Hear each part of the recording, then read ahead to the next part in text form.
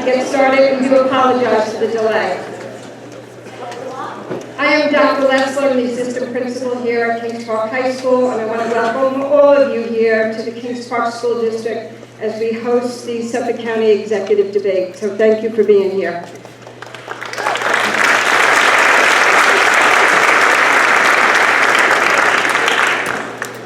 Good evening. My name is Kiara Bass, and I'm the freshman class president. May everyone please stand for the Pledge of Allegiance. I pledge allegiance to the flag of the United States of America, and to the republic for which it stands, one nation, under God, indivisible, with liberty and justice for all. Please be seated.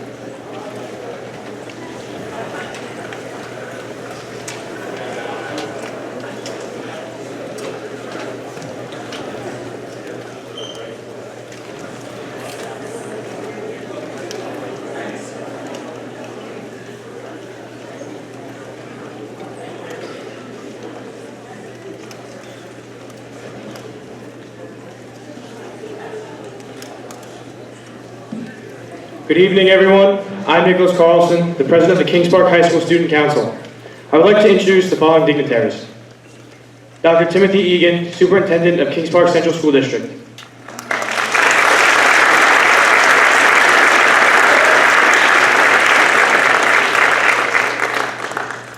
Assistant Principal at Kings Park High School, Dr. Karen Lessler.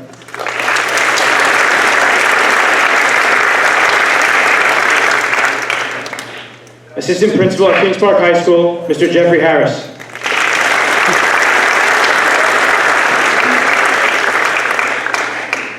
Assistant Principal at Kings Park High School, Mr. Carlos Bermudez.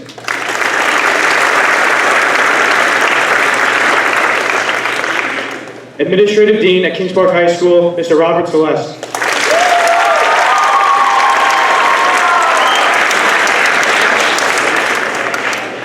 Supervisor, Edward Wertheim.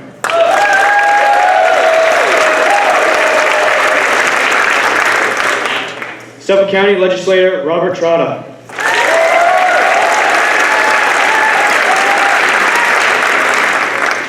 Suffolk County Legislator, Leslie Kennedy.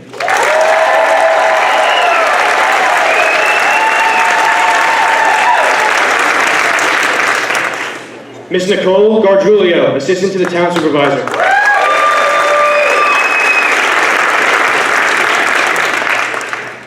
Mr. Vincent Pulio, Town Clerk, Registrar.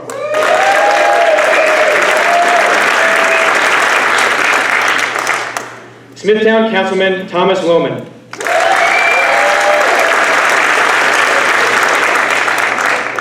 Smithtown Councilwoman Lisa Inzarello.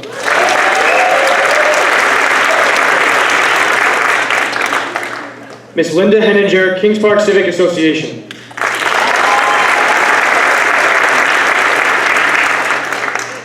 Ms. Kim Revere, Kings Park in the Know.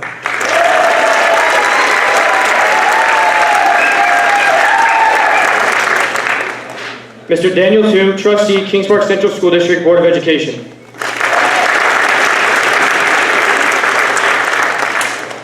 Former Congressman Tim Bishop.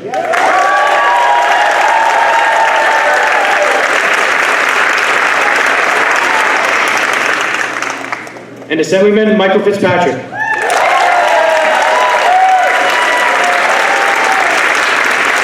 Thank you.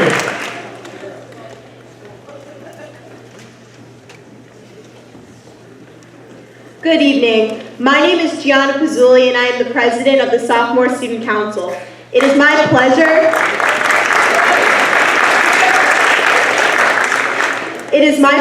to introduce the leadership of our school district, Dr. Timothy Egan, Superintendent of Kings Park Central School District.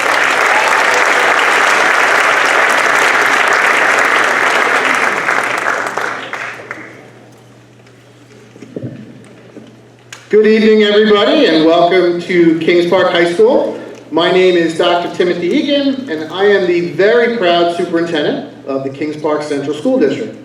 On behalf of our community and our Board of Education, I welcome you all to the 2019 debate for Suffolk County Executive. I would like to personally thank the Board of Education for supporting this evening, and especially the League of Women Voters for moderating this evening and for reaching out to the school district to hold this important event. I'd also like to thank the high school administration, specifically Dr. Lessler, who worked with the League of Women Voters and our student leaders so that we could be best assured that this evening would be successful and run smooth. I am proud that the school district and our students can play an integral part in the race for Suffolk County Executive, and I'll tell you why. First, I believe that our students should have every opportunity to learn and be part of the democratic process. Nights like this are vitally important learning experiences for our students. Second, I firmly believe that it's important to teach our young people to be civic leaders and to do their duty and be informed on current issues and vote. I am always astonished at the low voter turnout when residents simply don't come out to vote on issues. We can do better. Lastly, I believe that open, honest, and respectful debate is key to our American democratic process. In recent years, we have lost the ability to respectfully debate issues in this country. However, knowing the three participants on stage this evening, I know that we can be respectful and honest, and we can hold an event that we will be proud to hold in front of our students. Thank you, good luck to our three candidates, and enjoy the evening.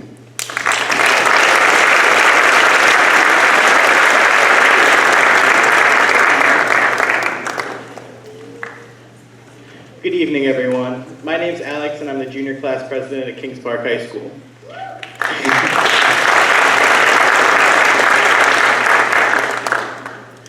As Franklin D. Roosevelt once said, no one will ever deprive the American people of the right to vote except the American people themselves, and the only way they can do this is by not voting. One of our most prized possessions as Americans is the power we are granted at the age of 18. Our forefathers handed us a tool for change, and with that tool, we decide who represents us. Everyone in this room tonight is here to make a difference, and everyone wants to be heard. Just by sitting in the audience, you have taken the first step to becoming informed. Revolutions are fought when power is transitioned from one leader to another, but that has not been seen since our Constitution was put into place. As Americans, we respect and honor our democracy that was fought so hard for. We know that whoever is voted into office is elected by the majority, and they are responsible to represent all citizens. After all, there's a reason our country is called the land of the free and the home of the brave. Voting in local elections has a tremendous impact on our community, which can be seen directly around us in our everyday lives. One of these three gentlemen who is running for office will have the power to influence all aspects of our lives in Suffolk County. He will have the power to make decisions that can benefit our environment for decades. He'll have a voice in influencing infrastructure, and he can build on land that has never been touched before. It is important to listen to the policies and views of these gentlemen because the Suffolk County Executive will lead this county and affect people's daily lives on Long Island and for decades to come. Thank you.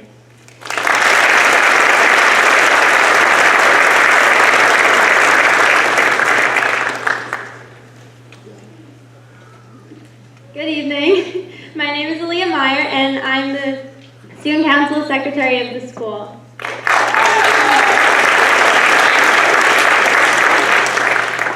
Stephen Bellone was first elected Suffolk County Executive in 2011, representing the more than 1.5 million people who call Suffolk County home.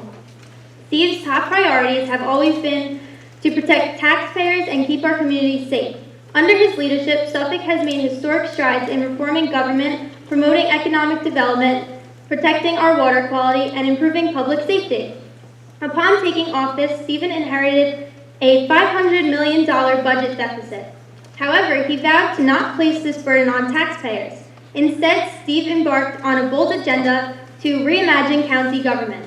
Steve implemented innovative ways to do more with less. He consolidated and streamlined government operations, resulting in a more efficient and cost-effective organization. These reforms have saved taxpayers over $100 million each year. At the onset of his administration, Steve also established a performance management team that utilizes cutting-edge data analysis, to identify more efficient ways to manage county government. Since then, Suffolk County has been recognized as a regional leader in government efficiency and received numerous awards from the National Association of Counties for its smart government initiatives. Steve is also committed to protecting our water quality, recognizing how water significantly affects so many aspects of our lives, such as public health, recreation, and the local economy. Steve is a graduate of North Babylon High School, and he earned a Bachelor of Arts degree at Queens College in 1991. He enlisted in the U.S. Army in 1992 and served as a communications specialist stationed at Fort Leonard Wood, Missouri. While in the Army, he was awarded commendations for meritorious service and earned a master's degree in public administration. Thank you.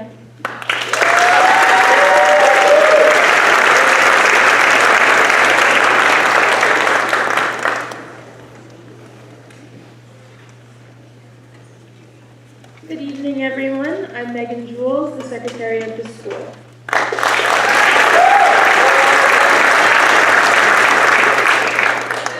Gregory John Fischer, business and economic strategist. Born in New York City, Greg Fischer relocated to Calverton after the events of September 11, 2001. Greg was a 9/11 volunteer responder who was on the 9/11 health registry. Greg is a single father of 4 children, Adam, Andrew, Clark, and Anna. Clark and Anna were actually born in their home in Calverton. They are now students in Riverhead. Greg is an education advocate who supports teachers in their curriculum enhancements. He also will work to empower more student-specific education, including for English language learners and publicly funded trade education, so schools can have access to teaching tools which are as modern and fitting as new technology allows, to prepare students for new age employment opportunities. Professionally, Greg is a consultant to businesses, not-for-profits, and government. He is also a pro bono business mentor, counselor, and consultant with SCORE, Service Corps of Retired Executives, U.S. Small Business Administration, U.S. Department of Commerce. Greg has a strong background in business with 3 business degrees, including General Management at CUNY, Finance at SUNY New Paltz, and Operations Management at SUNY Albany. His clients have ranged from the U.S. Department of Justice, the City of New York, to Avis Car Rental, to Dan & Yogurt, to Boar's Head, and many other organizations, both large and small.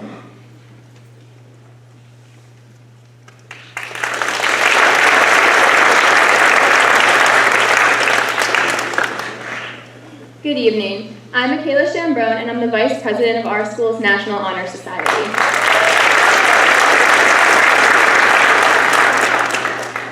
In the 2007 general election, John M. Kennedy Jr. was re-elected to the Suffolk County Legislature with Democratic cross-endorsement support on the Republican, Conservative, and Independence lines, and an overwhelming 75% of the vote. In almost every general election after that, he has garnered similar levels of support from the voters. In a 2011 endorsement for his re-election to the 12th Legislative District, Newsday called John a pragmatic, independent thinker, the kind that Suffolk County needs. In John's capacity as the 12th District Legislator and Minority Leader, he served on 4 committees: Budget and Finance, Economic Development, Public Safety, and Ways and Means.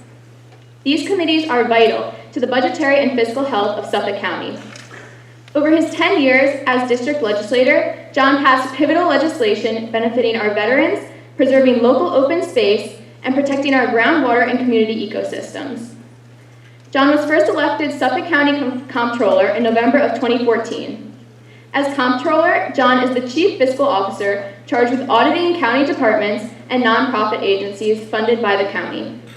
His office also processes $35 million of payroll biweekly for 11,000 Suffolk County employees and handles over 235,000 county invoices annually. On January 1st of 2016, John also took on the powers and duties of the county treasurer. John knows the system of revenue flow, where and how your tax dollars are spent. John also has a clear-eyed view of the county's problems, both fiscally and operationally. John worked for more than 25 years in the county executive's office, the county clerk's office, where he directed 130 employees, as a high-ranking member of the legislature, and now as your county comptroller and county treasurer. I now would like to introduce Lisa Scott from the League of Women Voters, who will be our moderator for the evening. And on behalf of all the students and faculty here at Kings Park High School, we would like to thank Mr. Jack Bishop for all the hard work he has put into this evening.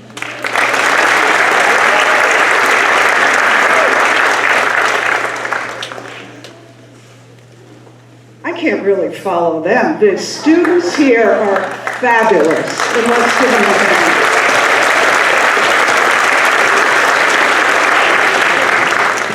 hand.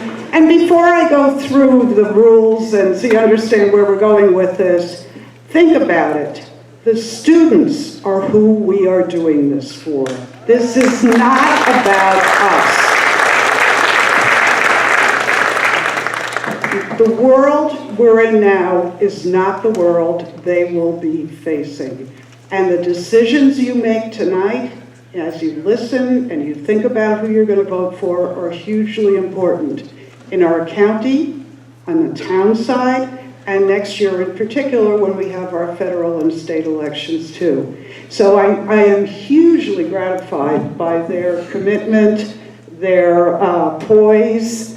If you saw the questions that they submitted, it was a pile about 1.5 inches thick of index cards.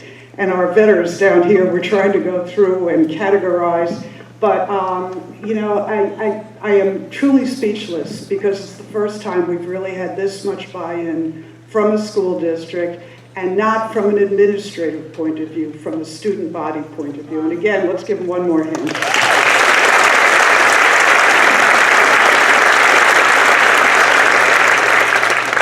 And I'll try to go quickly because, again, I apologize for the delay in getting started, but we wanted to make sure that we got everybody situated properly. Again, Kings Park School District, the Student Council, the National Honor Society, Dr. Egan, Dr. Lessler, and particularly up above those blue lights in the back of the room are Kings Park Productions, who have helped the League in so many ways through the really the cooperation of the school district. Kings Park Productions does the video and audio. They were doing the volleyball game that preceded us coming in. And they've been generous with their time and effort. And in fact, they videotaped the debate we did for the 13th Legislative District on Thursday. And that leads me into our policies. We do one videotape, not multiple ones on phones and on people's equipment. That's because League policy is the debate is shown in its entirety. It is not to be edited for campaign purposes. There have been too many problems over the years. We also do not allow any flash. We don't allow any photography or recording unless it's been pre-approved. And the only people that are pre-approved are the press. And they are pretty much seated in the front row. And we appreciate it. We have people here from Smithtown News, Smithtown Matters, Smithtown Messenger, Newsday. Am I leaving anyone out? Probably.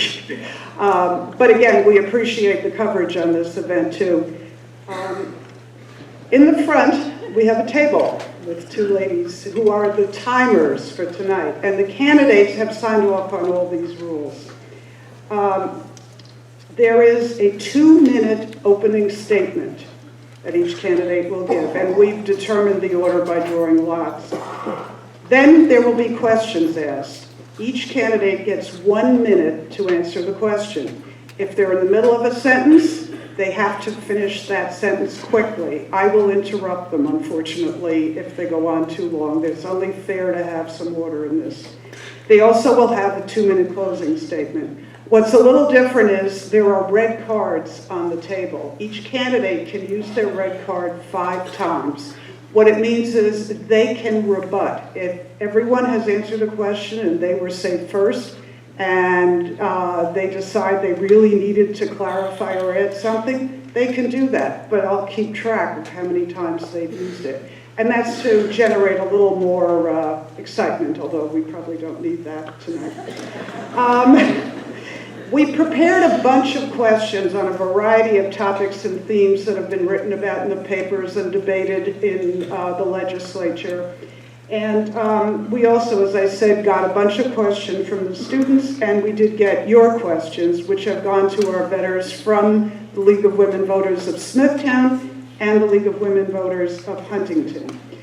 When questions are asked, they are not speeches. Questions have a phrase or two to introduce the topic, and then there's a question, not yes or no. We're trying to get the candidates to speak and give their point of view. If a question it was only aimed at one person, I'm not asking it. If the question leads to personal attacks, I won't ask the question, and I'll stop a candidate if they're in the middle of that. Time is too short, life is too short. We have to get to the topics. I generally do not revisit a topic unless it gets close to the end because we're trying to cover a whole bunch of them. So my apologies if you submitted a question and I didn't ask your question. We're trying to consolidate. Very quickly, New York State has early voting this year. I hope you've all heard about it.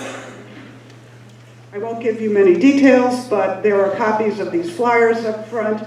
There are also brochures that explain more than you ever wanted to know about early voting. The point is try it, do it, practice it, because next year a lot of people are going to do it, and it'll be a different experience. The way you vote in early voting is going to be similar to a new way you can vote on election day, which has to do with electronic books, not paper books. But again, it's all explained here. And the last plug for the League, who are nonpartisan, you will never know who I'm going to vote for. Maybe I'll decide tonight after I hear them. But the League is nonpartisan, not bipartisan. We support no parties or candidates, and we don't oppose parties or candidates. We'll lobby people once they're elected, but we believe in fairly letting people present their points of view. And once they're elected, every year we put out a 28-page booklet that tells you how to reach them all and give them a piece of your mind, your congratulations, or your suggestions. All this stuff is out front. So, I was going to stop the debate at 9, but in deference to time, I think we'll probably go to 9:15. I hope that's all right with everyone here, but we would like to ask as many questions as possible. When the candidates come up, I would say hold your applause until they've made their opening statements. Then by all means, applaud. I do not want to see your hands come together or hear any cheering between them and the closing statement, please. If you do, and I have very good hearing, I'll stop because it's not fair. We want to get the content in. So definitely applaud your candidate or all the candidates when they're doing their opening statements and when they do their closing statements. And at that point, I'd like the candidates to come up, please. And the candidates are seated in alphabetical order: Steve Bellone, Greg Fischer, John Kennedy.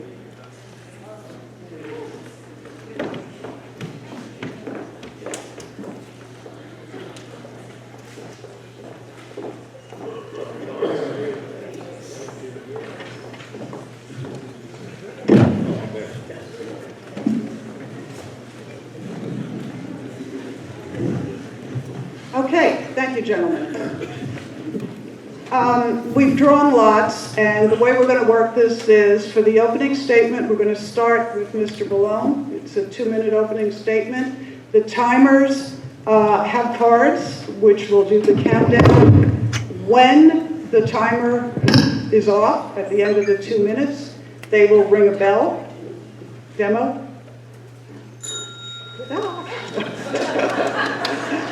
And each card is a different color to make it simple and big print.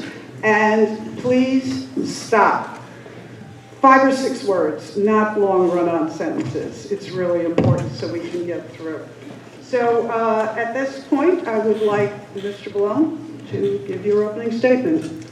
Thank you very much. And thank you, Lisa. I think this is our 3rd debate with League of Women Voters. I want to thank them for the great job they do. Thank you to the Student Honor Society and the Student Council here at Kings Park High School. I think they are tremendous, and it is great to be here. One of the things I talk about all the time is that we need more young people engaged in our politics. And I remember when I was in high school and I was your age, I was thinking about being involved in government. I was also thinking of being a teacher, going into journalism, but it was really at this time that I was very interested in politics and government, and we need young people today in our politics. So I encourage all of the members of the Student Council and the Honor Society who are thinking about that, please stay involved. My thanks to Superintendent Egan. We were here in this great school district. We were here at the Kings Park High School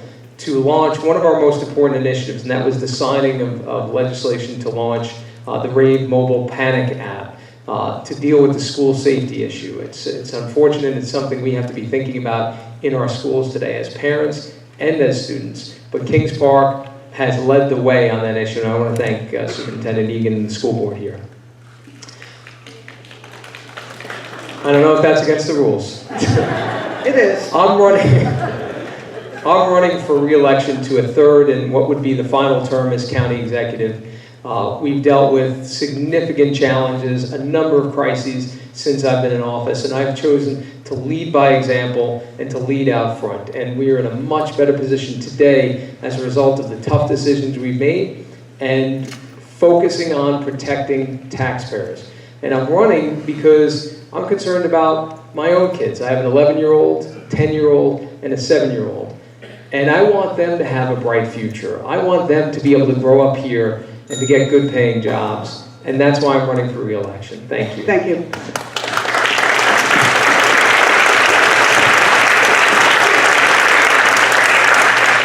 Okay, Mr. Fischer.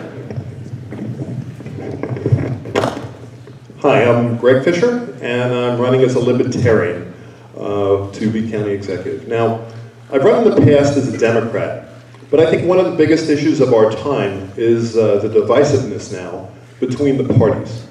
So I chose to run in the middle as a moderate, as a compromiser, as a person that can show that you need to shift in times of crisis, and this is a time of crisis. There's no political science that scientist that doesn't agree that we're at logjams at the federal level, the state level, and even our county level. Things split along party lines all the time.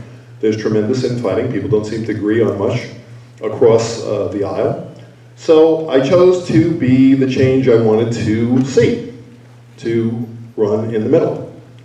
Now, the biggest crisis we have, from which all other crises come from right now, is our economy.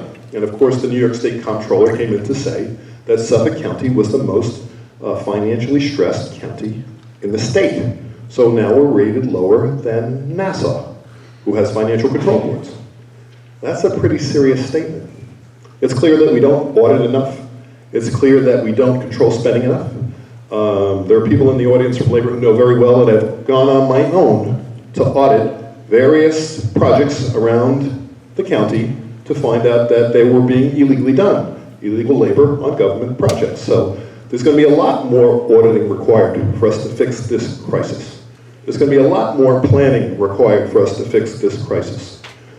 Under the last district attorney, we didn't have any prosecution of illegal contracts, and that accounts for a lot of the waste.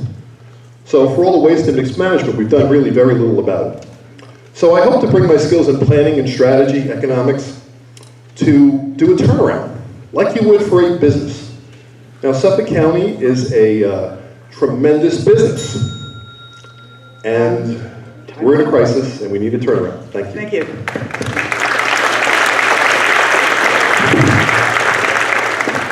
So good evening, ladies and gentlemen. My name is John Kennedy. I am your county comptroller, and I am humbled and honored to be here tonight to participate in this most basic, elemental example of democracy, if you will. And thank you to the League, and thank you to the Kings Park School District, and the students are magnificent. And I appreciated the bio, but there's a couple of pieces that weren't in there. And for those of you who don't know, I just want to make sure that you're aware. Probably the greatest accomplishment I've ever had in life is being able to go ahead and marry my high school sweetheart, Leslie Kennedy, who's here, 43 years.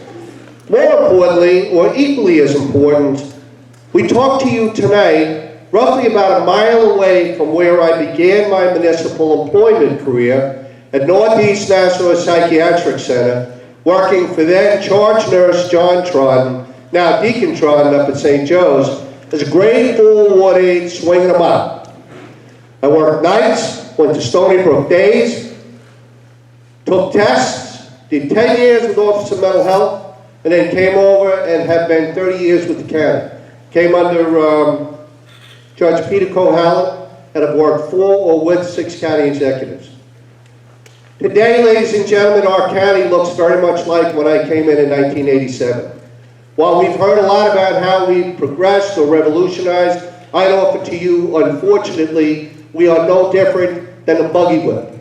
As a matter of fact, our county is crying out for the technology and the improvements that are necessary to streamline and ultimately deliver service to you that you need, while we desperately must put a financial house in order. $883 million in debt, ladies and gentlemen, as I stand here today. We struggle to go ahead and make our payroll, and quite candidly, our vendors wait far too long to go ahead and get paid. We are a house that is nowhere near in order, and I'm running to go ahead and do that. Thank you.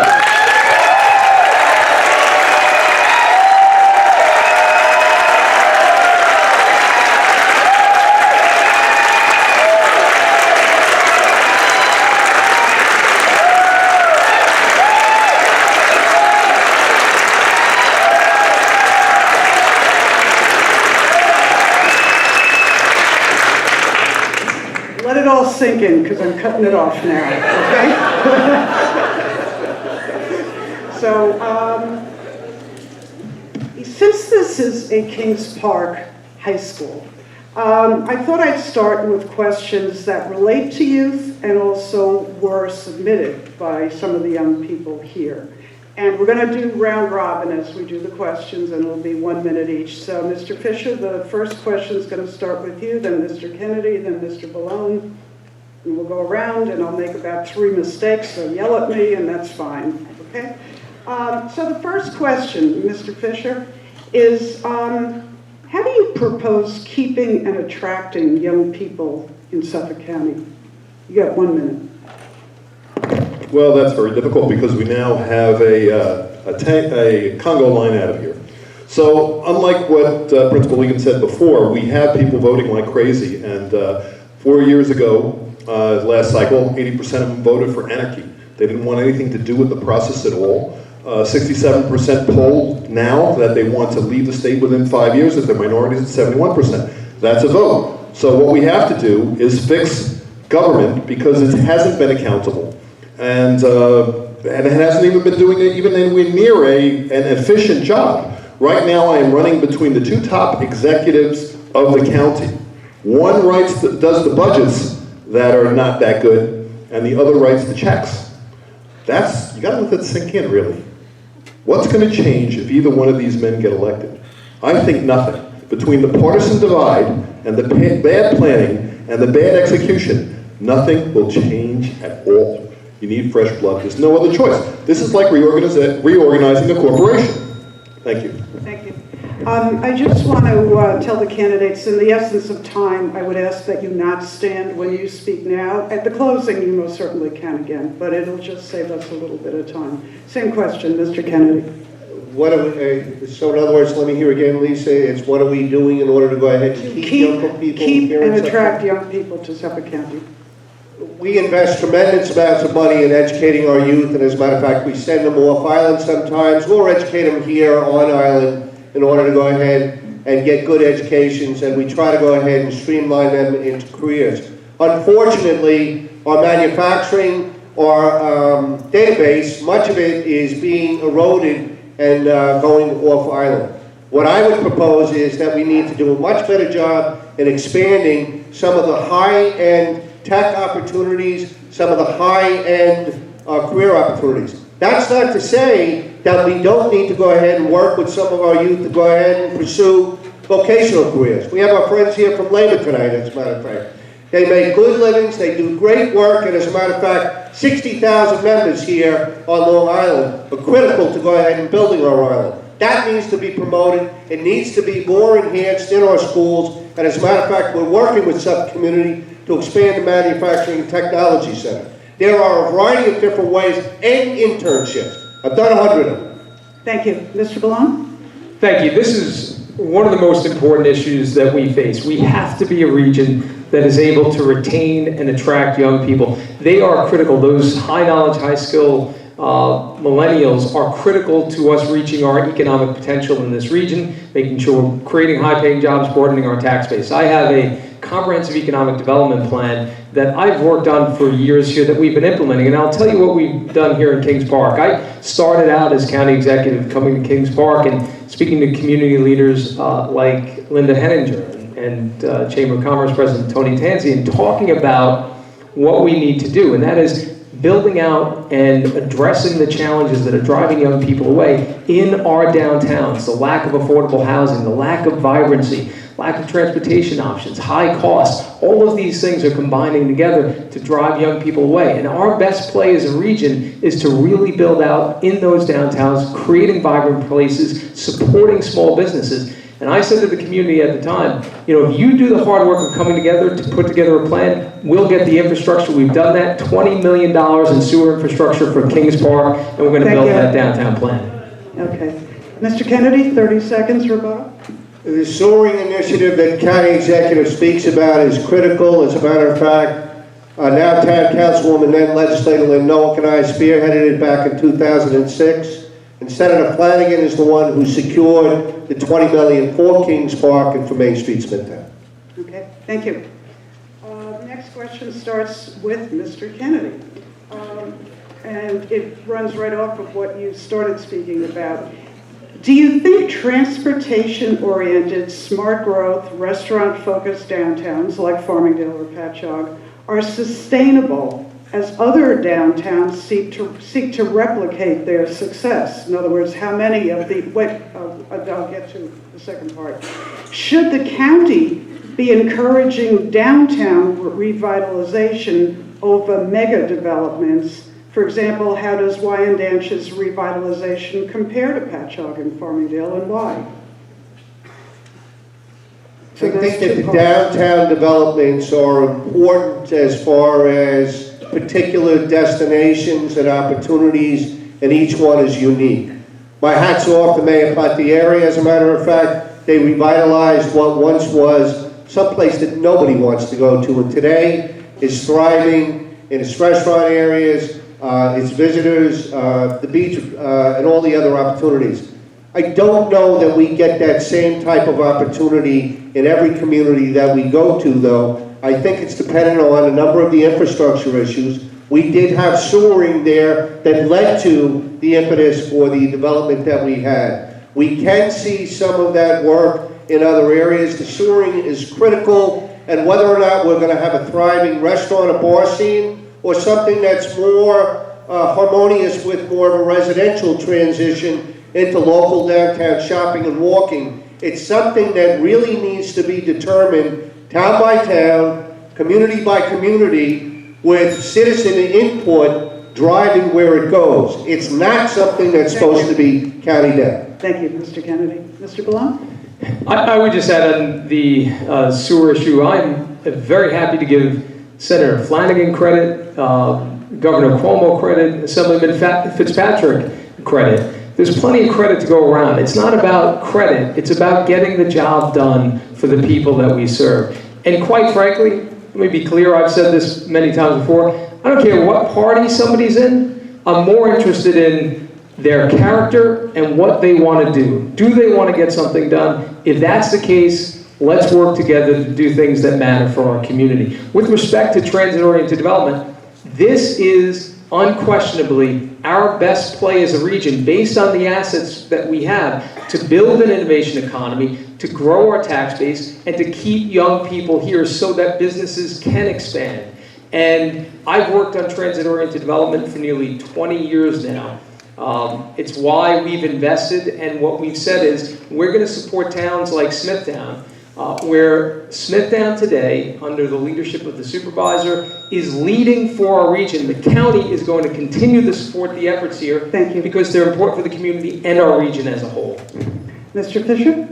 Well, transit-oriented development might be good for New York City commuters, job commuters to New York, but they're not necessarily going to keep anybody here. No matter how many sewers you build, no matter what you do for the various hamlets, it's not going to keep anybody here because those houses are not affordable. We still have tens of thousands of units that are blighted and stuck on judges' desks, and we need reform there. As well as a new financing model, which is based on expected future rents, not on actual rents. So if they keep them warehoused and don't actually put them on the market necessarily, they can still fake more financing for the next project. So we have a lot of flaws and frauds in this current model that need to be addressed. Okay, thank you. Yes, red card, Mr. Bellone. So I would respectfully disagree with Greg. Transit-oriented developments are exactly what we have to do. They're the place in our region where we can address those challenges of high costs, lack of affordability, the type of housing that young people need, and the vibrancy that they want. You know, these are the things that have been driving young people away, and connections to transportation. You know, I was in the town of Smithtown earlier today, and my congratulations, they just broke ground on a new mixed-use development that is right across from the train station, new retail, new housing. That is exactly what we need to be doing in this region. Smithtown is leading the way here, and I think it shows how important transit-oriented development and creating vibrancy in our downtowns is to our economic future in this county. Okay, yes. Well, it looks great. Hello? Better. You got it. It looks great. We all want urban renewal. We all want things to look a lot nicer. That's great. But the question is, does it change the dynamic of what we're hoping to achieve, which is to keep young people here, and it will not. It's not cheaper rent. It's not affordable. So that we have to consider the other goals as paramount. And I'm proposing a vacancy tax. So when these houses and commercial spaces and apartments are vacant for a period of time, that we have a progressive vacancy tax to force them onto the market.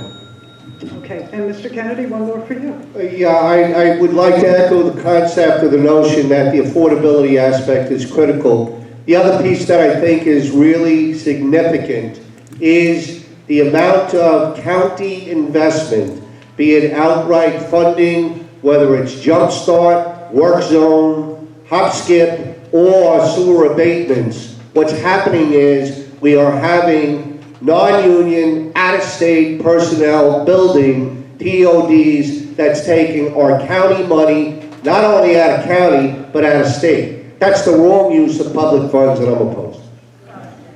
Okay, thank you.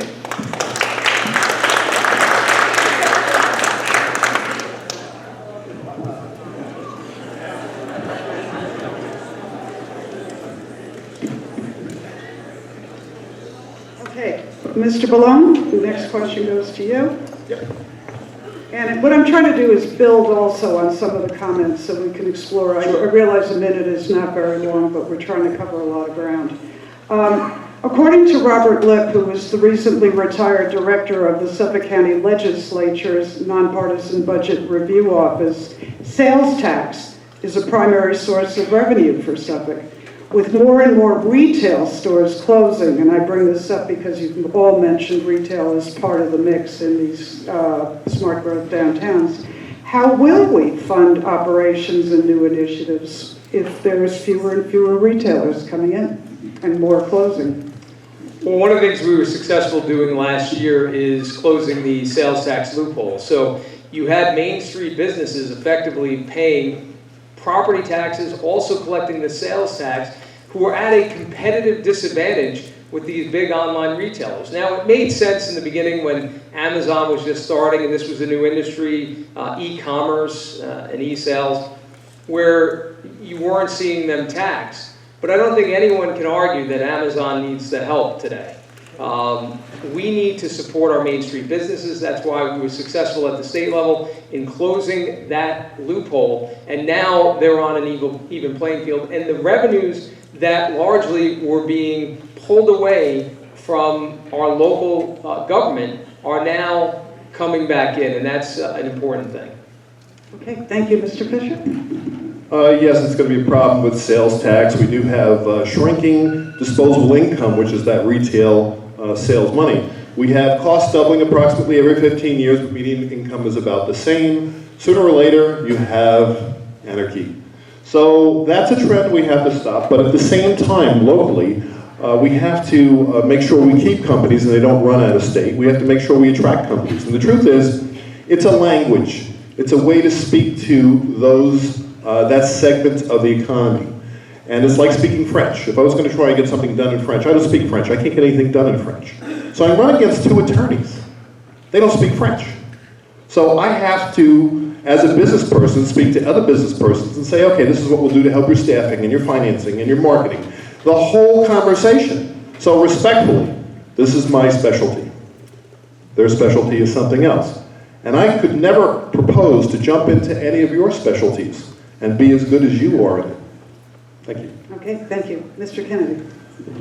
Sales tax is a varying type of a funding stream. While the loophole has purportedly been closed, what the governor did is the governor giveth and the governor taketh away.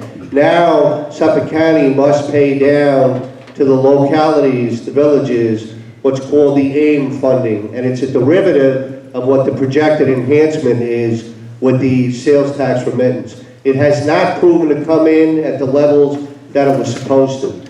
We're also being told by Wall Street that there may in fact be a leveling off of the economy going into 2020. The sales tax projection in the 2020 budget is almost impossible to achieve, and even BRO is saying that we have a $20 million hole in that budget as we look at it now. That needs to be revised down. The message is simple. We can't spend more than we take in. That's what's put us in this hole, and that's what we continue to do. Okay, thank you. Mr. Fischer, the next one starts with you. If you become county executive, what's one initiative that would be specifically related to young people that you would push?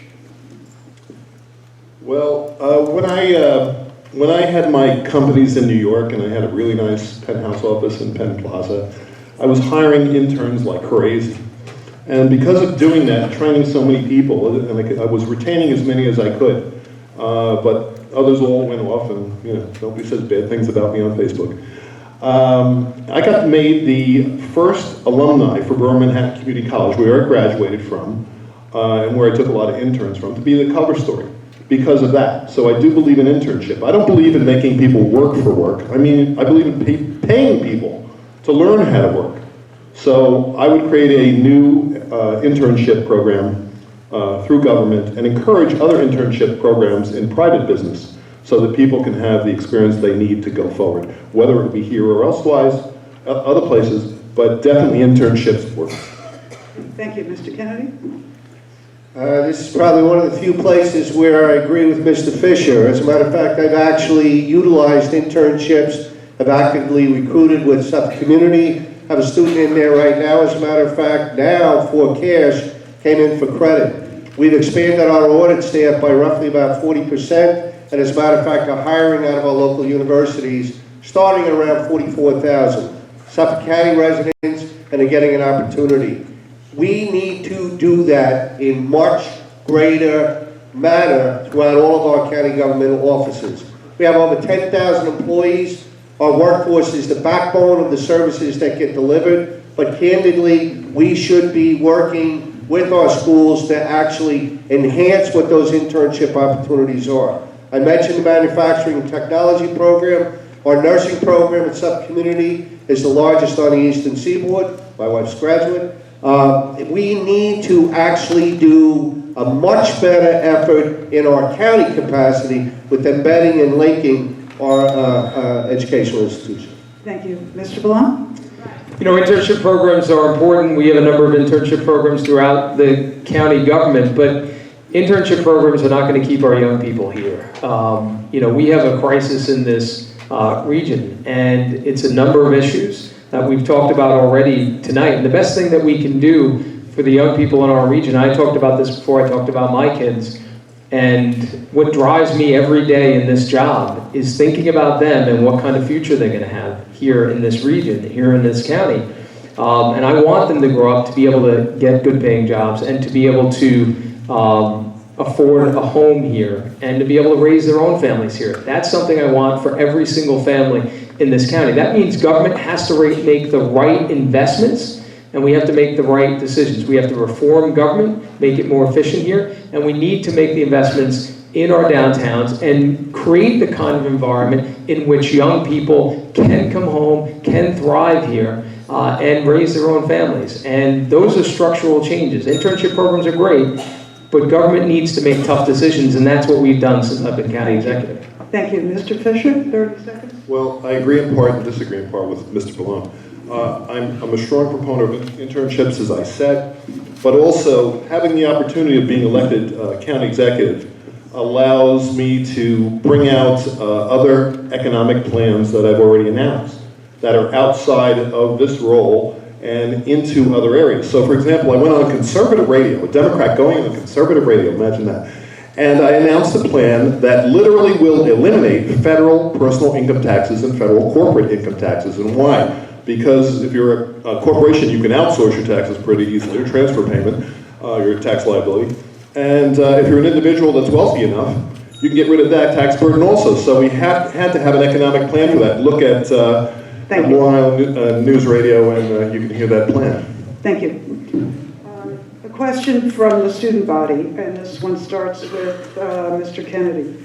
What would you do to control the increasing sales of vapes among young adults in Suffolk County? The vaping issue is something that I believe is probably relatively soon going to be confronted at a state level, although I know that there has been legislation in the Suffolk County Legislature. I am increasingly concerned that we have had a rash of young people who have become extremely ill or frankly have passed away, that died. It appeared at first blush that this was a safe alternative to conventional cigarettes. I don't know if that there is such thing as safe alternatives. My sense is that what we're looking at is an industry that's got shaky support from big business, and as a matter of fact, with the additional medical review, I would be willing to, at that point, address the industry and say, look, you can't continue to go ahead and purvey this substance, particularly for the young people. We also have to have better enforcement and stings associated with underage sales. Thank you. Mr. Bellone?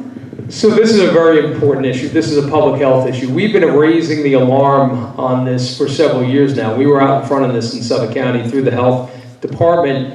And what we're talking about here right now is a whole generation of kids at risk of becoming addicted to nicotine again. In many ways, this was a problem that we thought we had gotten past, that we had solved.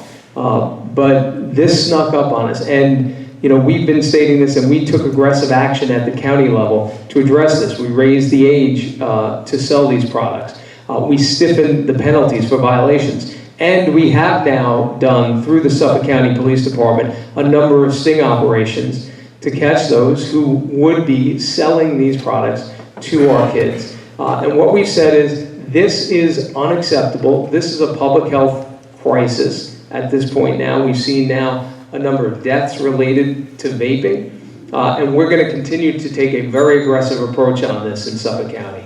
Thank you. Mr. Fischer?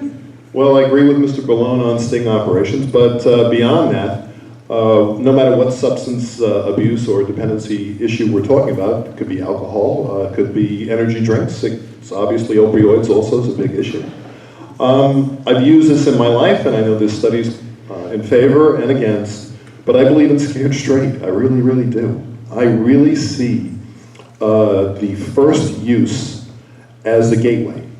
And whether that's to a prescription opioid or whether it's first-time vaping, The first use is the gateway. So beyond Nancy Reagan and don't just say no, I really believe in the parents being proactive and scaring the hell out of the kids. It's worked for my kids. They're all straight. You know, they're like me. We don't drink, we don't smoke, we don't do anything. We're kind of boring, I guess. But that's who we are.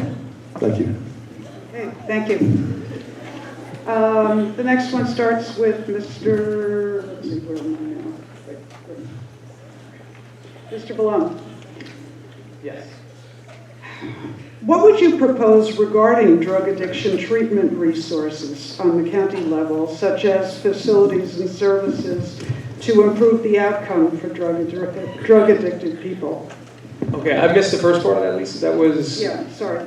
Yeah. What would you propose regarding drug addiction treatment resources, such as facilities and services? Yeah, this has been one of the multiple crises that we've dealt with since I became county executive, the opioid crisis. And, you know, we, again, took a lead in Suffolk County. We were the first police department to provide Narcan throughout our entire department, and the health department really the first time we understood the depth of the problem was the health department being startled by how many saves the police department was doing. We've taken a comprehensive approach to the opioid epidemic, both law enforcement, education and prevention, and treatment.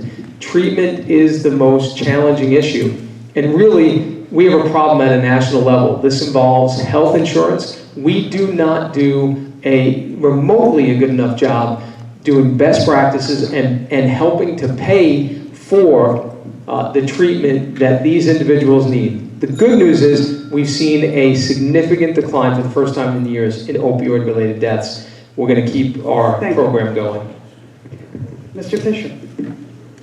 I agree with a lot of what Mr. Bellone says, but what I do see is that treatment costs too much, it's far too short, and it's far too easy for relapse. So this is something I've said in other debates where I think this is a hybrid solution where we have to work with the state, and we have to locate treatment facilities outside of a person's normal environment. We have to get them to treatment facilities off the island, upstate somewhere, use it to reduce the cost that way, but also to take away all access and to extend the stay and to make it far more comprehensive into other therapies, occupational therapies and other areas. I don't think we can do it here on Long Island. I don't think it's possible. So I'm proposing a complete reform for that. Thank you, Mr. Kennedy. So this is one of the many benefits of being married to a psychiatric nurse who did 10 years in Seafield. I don't have to surmise or conjure. I took the Case Act class. My wife took the Case Act class. The facts are simple. We have fewer treatment beds in Suffolk County today than we did 8 years ago. Our health department commissioner has been checked out and asleep at the wheel. Yes, we may have Narcan, and all Narcan does is stop that imminent overdose. The ability to have and it's not just young people, it's folks my age, and it's not just opioids. There's multiple addictions that are out there, and we do a horrendous job in actually confronting and making available the gamut of services. And by God, we do not need to ship our young people someplace upstate or down to Pennsylvania. We need to go to the New York State Health Council and demand the beds here, like we did when we opposed the closure of John Jay Ford. Thank you. Mr. So, you know, I've heard this before. Mr. Bellone, just wait a minute. Please hold your applause. I understand these are really good issues and we're hearing a lot, but please do not interrupt. Mr. Bellone.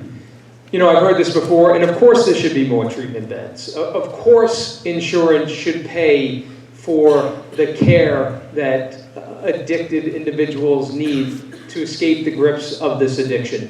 But again, I've seen this time and again where my opponent proposes that we have a problem but offers no substantive solution to the problem. How would that be paid for? Essentially what he's saying is he'll write a letter to the council to say we should have more treatment beds. Well, we're in agreement on that. Of course we should have more treatment beds, but these are difficult problems, and they're problems in a national scope. We have been very aggressive in going after the people who have caused this problem. We were the first in the country to sue, and we're going to make the people who did this pay. Thank you. So that we can help the people that need it. Okay, Mr. Kennedy. So I've seen this with my opponent characterize my opposition or my suggestions as letters. He's done it before. Nothing could be further from the truth. I've gone directly to the New York State Hospital Facilities Council. Stony Brook is in the process of taking over and expanding a mothballed facility that we can actually work and be a part of to open up the treatment beds. We need to expand the Medicaid coverage for those who have no insurance whatsoever, and those that have work-related plans, we need to expand and work with the insurer to expand the coverage. Okay. You too. Okay. Yeah, I did my caught up before Mr. Kennedy, but I'd rather let them fight first. So I vehemently disagree with not shipping kids away interimly, or adults, anybody, to get them out of the element. I think that works, to get people out of an element. And I want the audience to notice two different things. We're looking at two different stories. One is we need to spend more money, but at the same time we need to cut the spending. And on the other side, we need to get more beds, but we won't approve the beds. So we really need to think outside the box to a third alternative, an alternative of working with the state and creating facilities that will work long-term for sick people. Okay, thank you. Again, I'll remind the candidates to make your notes, because you'll have 2 minutes in the closing to really drive your points home that we're not finishing in some of these. 9:30 if you want. Not a 10-minute close, but a 2-minute close.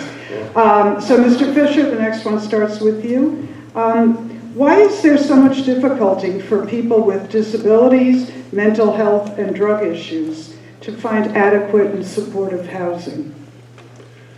Yeah, housing is the big challenge of our day. And when I ran for Senate, I came up with a high-speed transportation system that was actually subterranean, $1 trillion project over a long time that would be paid for with commercial transportation, so that we can have really other residences that were commutable in, let's say, Orange, Sullivan, Rockland, further upstate than here. Because it's just a matter of the cost curve. The cost curve is impossible here. So again, unless we change and not rely on transportation technology that's very old, we can't get to cheap housing. We can't reduce the cost. So this is money, money, money, money, and we have to change what we're looking at for the future. Upstate is withering. We need to create dynamics for them, so it's going to work up there. We can't use the downstate tier to pay for all of that. So the bottom line is we can create both manufacturing centers and housing and other communities upstate and dying communities, and hybrid what we're doing here. Okay, thank you. Mr. Kennedy? Supportive housing is something that's been a challenge ever since the Paterman Law was put into place, which first allowed for the mentally impaired to actually go into residences. And it's really been the only tool that's actually allowed for group home settings. I worked in one for DDI over in East Northport. I know them to actually be outstanding and excellent places for our aging out autistics and handicapped individuals, mentally handicapped individuals to go. But like anything else, the siting process takes an extended period of time. Fortunately here, there is state funding through various agencies to help establish the group homes. And 9 times out of 10, they often wind up being the best home on the block. They are something, though, that communities have to work with, and more often than not, and the town guys know this better than anybody, they've sat through many, many hearings where initially there's objection and problems. Ultimately, typically it winds up working out well. Oftentimes it's just a process of having to work with the neighborhood and have assurances that there's proper care. Thank you. Mr. Bellone? The biggest issue with respect to the housing is the stigma that's always been associated with this disease. And, you know, I've spent a lot of time as county executive, unfortunately, meeting with parents who've lost kids to this terrible addiction. And I think there has been a awakening or understanding, and I've seen it over the last few years in different communities, that this isn't something that happens to other people. This can happen to anyone. We have no idea, and as worries me with my own kids, you have no idea who will try one of these substances and get caught up in the grips of the addiction immediately. And the only way that we reverse that is we change the stigma. And we've been doing that in Suffolk County, where we've treated this as a disease with law enforcement. We've gone after the drug dealers, the police department, the district attorney's office. We've actually seen prosecutions now of people for manslaughter who have done this. All right, let's we need to continue to change your the time's stigma. up, Mr. Bellone. Should we go to the audience now? Should I give them more red cards? Yeah. Well, I want to hear from all of you. It's not unlimited, but what I'll do is, if it's okay with all three of you, all right, I'll give you, I'll double it, okay? We're playing here, okay?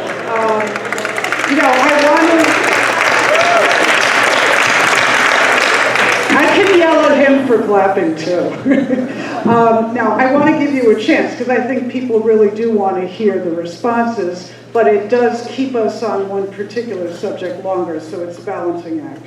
Okay? So, Mr. Fischer, you want to... Mr. Kennedy's fine. He loves to hear me kick it off first. Absolutely. So, the county executive may talk about in a grand scale some of the things that have been done with the police department, and I fully support our Suffolk County police officers, but I'd be remiss if I didn't talk about the front door that got ripped off at a DDI home in Wisconsin, probably about 18, 24 months ago, when there was a simple incident and it traumatized the whole house. I do not believe at this point that we have the full gamut of training that's necessary for any of our first responders, be they law enforcement. We have more work that we have to do with our fire departments and our ambulance corps, because when they encounter autistic individuals or special needs individuals, there's a different approach that has to be. Thank you.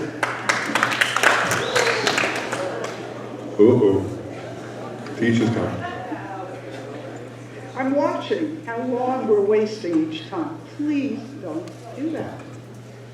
Mr. Fischer, did you want to rebut? Yes, I agree with Mr. Kennedy. My oldest son, Adam, is on the autism spectrum. So, yeah, there is a lot of training needed. And I do agree also with the Padavan law. And there's one in my neighborhood, my development, and it's worked very well for the residents of both the Padavan home, or group home, and for the residents of the development. But again, we're looking at people living a lot longer than ever, and we're looking at medical breakthroughs to enhance that even more. So now we have to consider the financial impact of putting somebody in a group home for many, many years at $200,000 a year. Thank you. Mr. Bellone, 30 seconds. So I want to be clear, we've made a big distinction and a big change here in Suffolk County between those who are pushing these drugs, dealing these drugs. We have gone after them. We will continue to go after them very aggressively. While those who are victims here, those who are addicted, those who are suffering from the disease of addiction, we're treating completely differently than we have in the past. We're diverting them to treatment programs. We worked with agencies like LICAD to set up a 24/7 hotline. When people are given Narcan reversal, they are connected to LICAD so they can get treatment right away. So we've taken a comprehensive approach to dealing with this crisis. Let's move on to the environment. All right, this is a slightly long question, so bear with me. Newsday's cover story yesterday reported on high levels of 1,4-dioxane and other challenges to Long Island's aquifers, and even the need for a, quote, backup plan to provide water, particularly to Western Nassau in the near future from the New York City water supply. Suffolk County's water authority has projected need for 31 new high-tech treatment plants for its wells, each of which would cost many millions of dollars. New York City has cut its water consumption by 33%. What's your plan for funding and protecting Suffolk's water supplies during your next 4 years? And this one starts with Mr. Kennedy. Is that a 1-minute question? Yes, it is. It didn't count my reading. I do support the health department, the water authority's finding associated with the treatment plants. The one thing that I question, and I need to go ahead and take a look at it, I've not had that responsibility as comptroller. I certainly will go ahead and take it over as county executive, is to make sure that the proposed remedy is not specific just to 1,4-dioxane. Unfortunately, there are many trace components in our water. Now, that's not to say what comes out of the spigot is not okay to drink. It's okay to drink, it's okay to bathe in, and it's okay to go ahead and cook it. However, the Water Authority is being proactive in identifying the 1,4-dioxane. That doesn't mean, though, that we shouldn't take an opportunity to identify the other traces, and as we go forward with implementing the treatment and the cure, just like we've done with some of the other PERT and other chemicals that we had that impacted wells, we have a comprehensive treatment that winds up being brought forward. Thank you. Mr. Bellone. Let's be clear. We have a water quality crisis in this region. And when I came into office, I pulled together our team and I said, we're going to stop managing the decline of our water, and we're going to start solving this problem. And what we did was able to secure nearly $400 million in water quality infrastructure, more than we've seen in 4 decades here. And we launched the first of its kind in the state septic improvement program to help homeowners install systems in an affordable way that will help protect our environment. Water is everything to us here. If we are not addressing this crisis, we are sacrificing our future. And this is an issue that my opponent and I, we have a stark disagreement on. He's called the water quality crisis junk science. And I just fundamentally disagree. We have to solve this problem. Everything about our economy, our quality of life, why we live here, boating, fishing, going to the beaches, is about water. So we must do everything we can to protect it. Thank you. Mr. Fischer? Okay, water quality. Water and roads have been the biggest problem in society since the Romans, and we still haven't fixed it.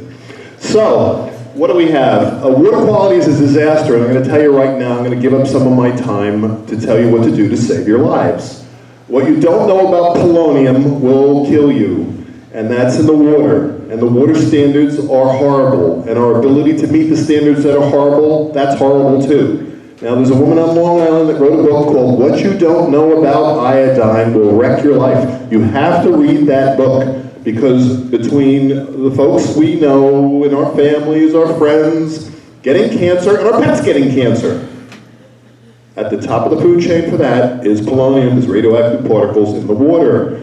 And it's not been talked about, it's being swept under the rug because we want to have tourism, more tourism to impose more fees and get more money to pay for more government. So we don't want to have Suffolk County look like Mexico and say, don't go to Suffolk County, don't drink the water. Thank you. Mr. Kennedy.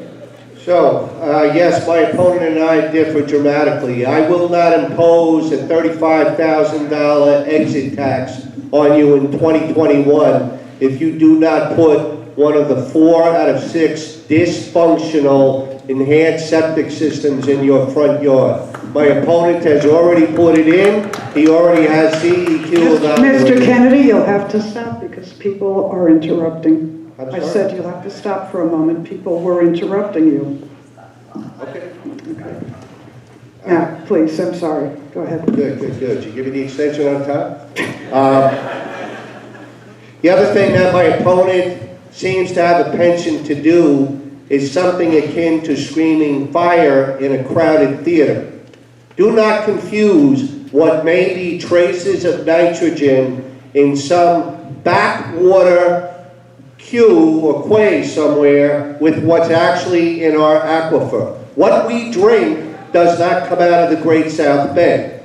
What we need to do is be focused on what's potable and what we consume, and we need to spend a heck of a lot more of the $80 million a year we take in quarter-cent drinking water money on surface water containment. Thank you. That's what I do. Okay, Mr. Bellone? So with all due respect, my opponent has his head in the sand on this issue. This is a crisis. This is a crisis. And if we do not address it, we are sacrificing our future.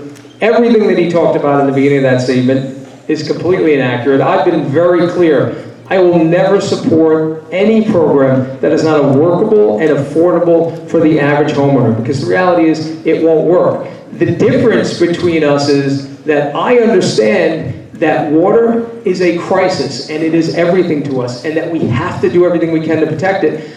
My opponent regards it as junk science. That is a major difference. Mr. Kennedy, you had your red card up? Well, I did have the red card up. Once again, my opponent tries to characterize my questioning of one single hydrologist from Stony Brook's rendition as disparaging all of the volumes that are out there on groundwater study and surface water study. No, what I think we really need to do is rely on some of the volumes of what we have out there, none of which except one individual that he's embraced and promotes, that are crying some kind of impending crisis. As far as my head in the sand, I don't think so. The crisis is the financial crisis that we have to address first. Mr. Fischer? Yes, we do have a financial crisis. We have to address that. And yes, we also have to consider a moratorium on the enhanced septic because it does not work. And again, I want to present something outside the box, something you haven't heard of before. And I'm glad to do homework for the two top executives of Suffolk County. So, what we have is a need for gray water codes. Gray water used to be in the state codes, meaning that we will recycle water. Vegas survives by gray water codes, and it creates a lot of work to put it in, but it's needed. If we don't do it, we're going to wreck our aquifer and have a lot of encroachment in our wells. Okay, let's have one more question on this, and then we'll move to something else. Okay, you seem to all disagree a little bit in methodology and the degree of the issue. Again, young people here. Where are we going to be in 4 years with sewers and dealing with the bad stuff that's in our water? One way or the other, there's bad stuff out there. So this one starts with Mr. Bellone. Where are we going to be in 4 years? We're going to continue to make progress. What I said when I came into office is we're no longer going to manage a decline. This is an overwhelming problem. It's a huge problem. Estimates $8 billion. We have 360,000 homes that are on outdated old septics and cesspools. And every year our water is declining, getting worse. We've seen closed beaches and fish kills and algae blooms all over. We've seen whole industries die out. If we don't understand that, if we don't reverse that we are sacrificing our future, then we have a real problem. So where are we going to be in 4 years? We're going to see those sewer projects that we secured the funding for. We're going to see those implemented, that infrastructure installed. We're going to advance the septic improvement program, continuing to enable homeowners to improve their home and at the same time help protect our environment as we grow a new industry here that will create local jobs that are good jobs that people can rely on, and that's what we're going to do. And so in 4 years from now, we're going to see a significant advance in our progress on the water quality issue. Thank you. Mr. Fischer? Genius business persons and genius investors know when to cut their losses and quit. That's not what's going on here. We're looking to write more and more and bigger checks for existing sewer technology so we can mix poop with gray water, pay to pump it somewhere, and then separate the poop from the gray water. It doesn't make any sense at all. We need to plumb our buildings separately. The toilet bowl gets plumbed one way, everything else gets plumbed another way. And you recycle as much as you can along the way. So why are we investing in horse and buggy technology? It makes no sense. Mr. Kennedy? We need to go ahead and actually address additional regional sewering and to recharge it to our aquifer.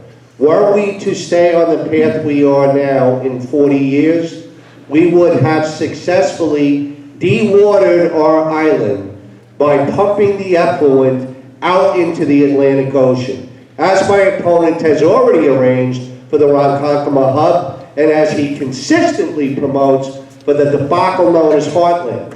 That will inevitably take us back the way Nassau County was in the 70s with mud holes, and they had to reverse the actual dewatering process and rewater the localities so that they actually had hydration.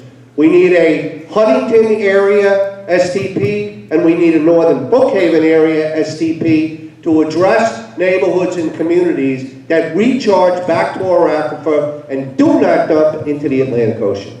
That will make us in a better place in 4 years. Okay, thank you. All right, Mr. Fischer. Actually, the conversation again is why not use the gray water to surface? Why are we dragging more water out of the aquifer than we need to? Why are we causing that encroachment, whether it's salt water or other things? It's just a bad technology. It's costly, but it does a good thing for the county. Now you have to pay for more water. And it's twice the cost of, let's say, Riverhead water where I live, and it's not even the quality. It's a lower quality. So you pay twice as much for worse water, and the current design makes you pay for more of it. And then, it's just ridiculous. And then they use the profit from that to offset other costs. It's not even honest. Thank you. Mr. Fischer, Suffolk County suffers from serious air pollution, largely due to carbon dioxide from automobiles.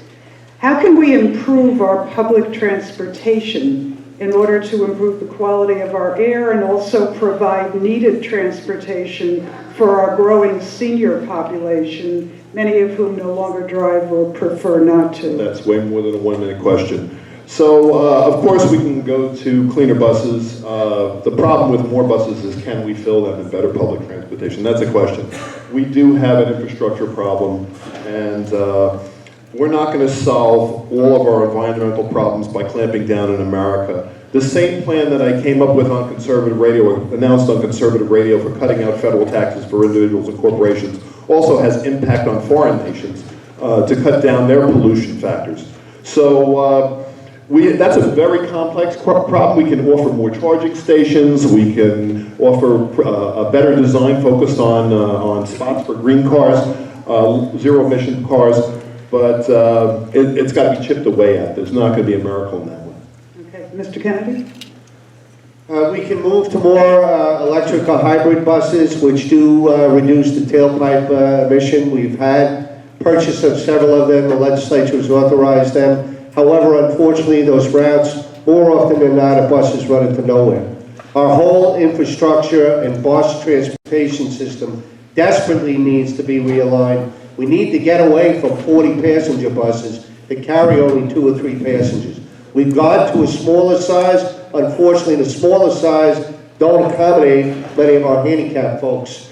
The transportation system as we see it now needs a total revitalization. The good news is most of our operators have had good ideas that they've attempted to bring forward. The bad news is they've fallen on deaf ears. The administration's not interested.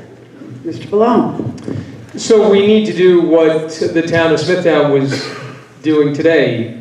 We need to connect land use planning and transportation planning. The fact of the matter is that young people today not only are willing to take public transportation, they want to take public transportation. They do not want to be married to an automobile all the time. And so building out transit-oriented downtowns where young people have access to housing, to jobs, the ability to go to shops and restaurants, and also to access that public transportation actually will help take cars off the roadway, because all of those previously, when prior to developing in this way, required car trips. So just changing the way that we develop will help address the transportation issues. We are taking a very aggressive approach on transportation. We're looking at bus rapid transit systems to connect all 3 of our lines on the Long Island Railroad, north-south. Nichols Road will likely be the first place where we do that. And we're expanding other transportation options. We have bike share in our downtowns, and we're creating an interconnected hiking, biking network throughout the county. Thank you. I'm going to give the candidates a hydration break. 1 minute, drink your water.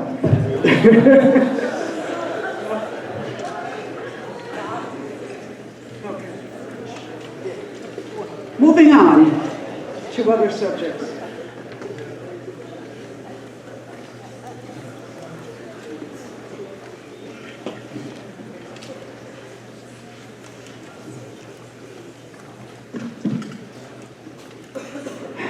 Economic issues.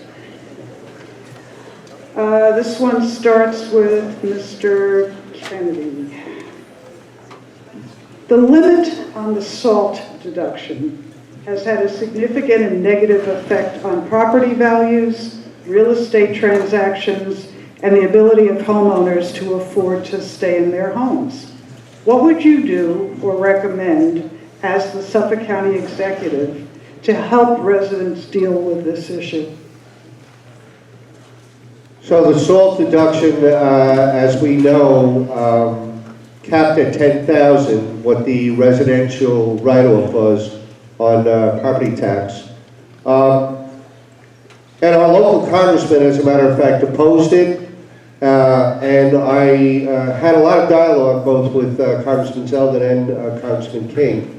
I know that there's been legislation that's been introduced to go ahead and try to restore what the higher exemption was.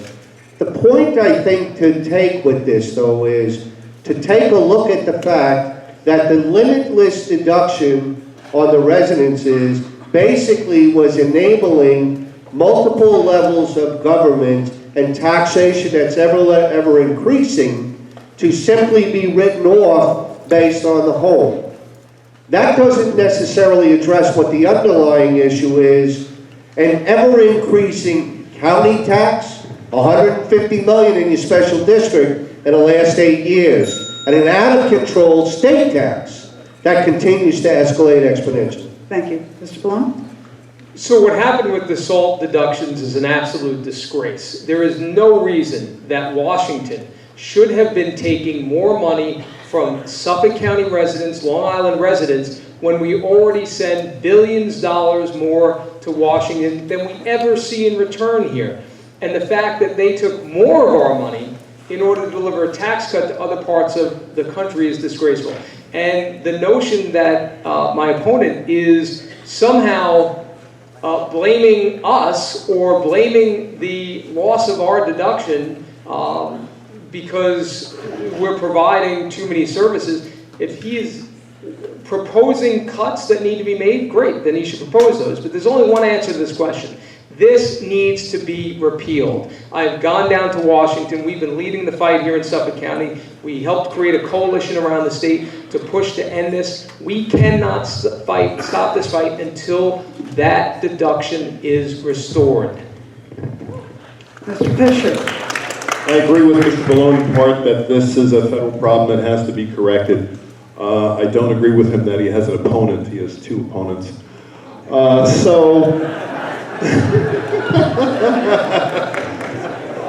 Yeah, I thought I'd correct that for you.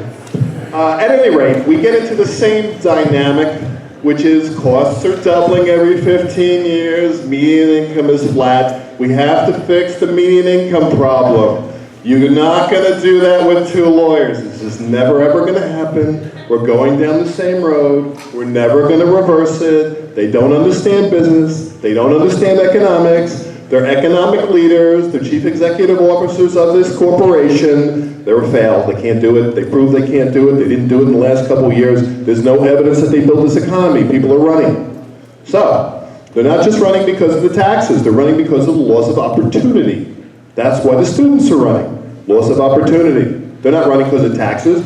We created a generation of homeless kids. They're living in their parents' house. Mr. Bellone, 30 seconds. I just want to make one clarification. This opponent keeps referring to me as a lawyer, which is true, but my legal career consists really of one house closing.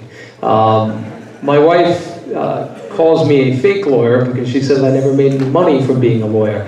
My career has been in management as an executive. I was a town supervisor, chief executive of one of the largest towns in the state for 10 years. Did a lot of innovative work, reduced the size of government dramatically, made it more efficient. And that's the work we've been doing in Suffolk County. I have a master's degree in public administration, Thank you. although I am a lawyer. That is true. Okay, thank you. Okay, John. I do not apologize for being an attorney at all. As a matter of fact, I did it 4 years at night, and I did it on the night nurse program.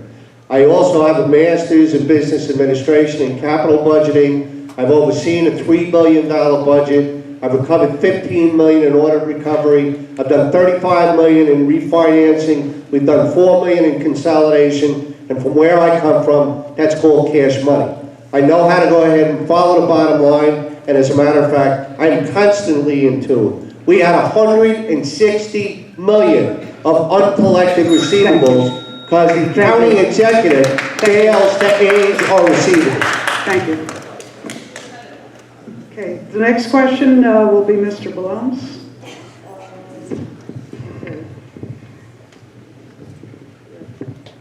Describe your plan to balance open spaces with economic development and people's concerns about the increase in traffic that development would cause. Well, I think that's very important. First of all, we have 50,000 acres of parks and open space in this county. That is tremendous. And we need to leverage that. That's why we are working to create an interconnected hiking and biking network throughout the entire county. But we also need to grow our economy here, and we need to make sure we're bringing young people and retaining our young people here. So what our economic development plan is and has been focused on, that's why we've been working with partners like here in the town of Smithtown, is to build more densely in our downtowns. Because when we do that and we put jobs in the downtown, what we're doing is supporting our small businesses because we're putting residents there who are a natural customer base for those small businesses. We're expanding our tax base. We're providing vibrant environments which young people want. We're connecting them to transportation in the downtown around train stations. And because they can access shops and restaurants, all of those things, and jobs and parks, by walking, you're taking multiple car trips off the roadway when you develop in that way. That's why this is the best play for us as a region to grow our economy in a sustainable way. Mr. Fischer? Like an investment brochure, past performance does not guarantee future performance. So you have to look ahead, not behind. You can't drive your car by looking in the rearview mirror. You have to look ahead. Now, what do we see ahead? A big thing we see ahead is the real estate market just broke. Now, nobody wants to face that, but almost all the indicators are bad. Well, housing prices went up a little bit on the average. That did not account for hamlets, where they went up a lot, or in certain hot areas where they went up a lot. In other places, the prices went down. The number of houses sold went down. The inventories went way up.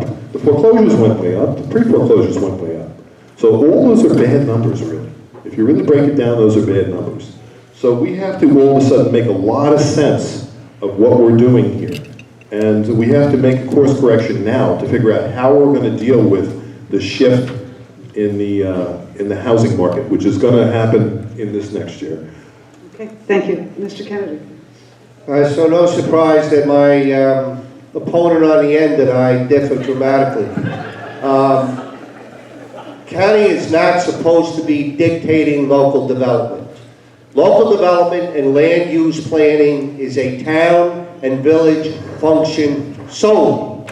It is not something that's supposed to be driven by urban planners in a density building. I will work to make the departments in the county that now make developers wait upwards of 2 years to get wastewater permitting or some of the critical approvals necessary to facilitate the development that the town elected officials have adopted in conjunction with their local residents. What I will not do is drive, dictate, and come in and attempt to force any type of development in any particular area in any town. It's for towns and villages to determine and to work with. We're supposed to be the infrastructure and table setters, not the dictators. Mr. Bellone, just wait a minute. Do you realize how rude you are? We have students here. If they did that in this building, it wouldn't be permitted. What is so difficult to understand about not wasting time? This is not a pep rally. This is an informational meeting. And these candidates are answering a variety of questions, which I hope gives you all, even those committed to a candidate, some insights. So I would appreciate your respect for the educational institution, if not for the candidates, all three of them. Thank you. Mr. Bellone, your rebuttal? You do not want to make her mad.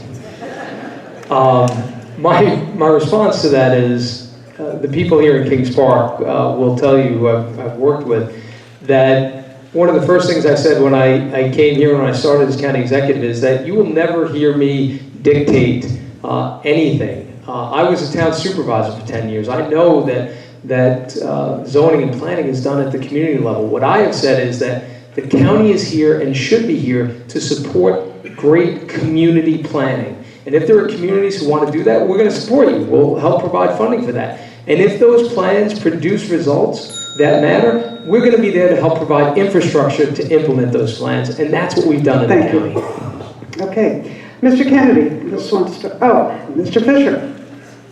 Well, we have to look at what some of the development is, which is a Hail Mary play to collect more taxes by developing more than we need to necessarily, when we really should be fixing what we have, a lot of it being the roads. So let's think about that in terms of improving quality of life in communities and just our day-to-day, as opposed to beating up the roads more. Not having a quality control on the roadway construction because they're putting down asphalt that's too thin and too dry and it comes right up. And not using high-tech methods that other countries use to fix potholes. Thank you.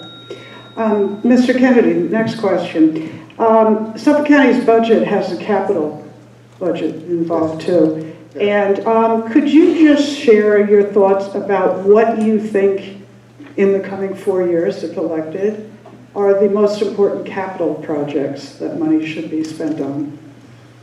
The capital budget is wide-ranging. As a matter of fact, it covers probably, we just went out and we did an $80 million capital borrowing for the fall borrowing. We did a $25 million bond anticipation note for transportation, and we did a $100 million delinquent tax anticipation note.